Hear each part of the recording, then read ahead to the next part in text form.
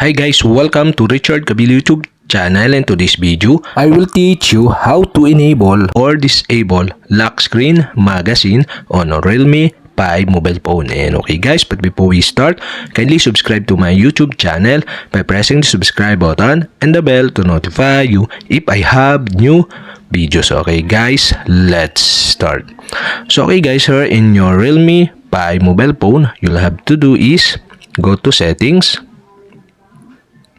In settings, okay, scroll down and go to home screen and lock screen magazine. Okay, tap this.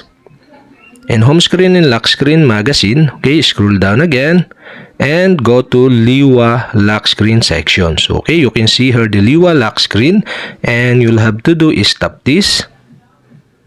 And now you can see here the lock screen magazine, and on the right side of this you can see the switch button. And okay guys, to enable the lock screen magazine, you'll have to do is switch on the switch button on the right side.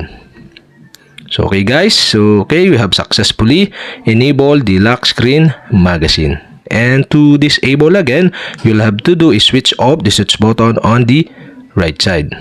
And that's it. Okay, we have successfully enabled or disabled lock screen magazine on a Realme 5 mobile phone. And okay guys, if you have a question, kindly comment below, and don't forget to hit the subscribe button and the bell to notify you if I have new videos. Okay guys, thank you for watching.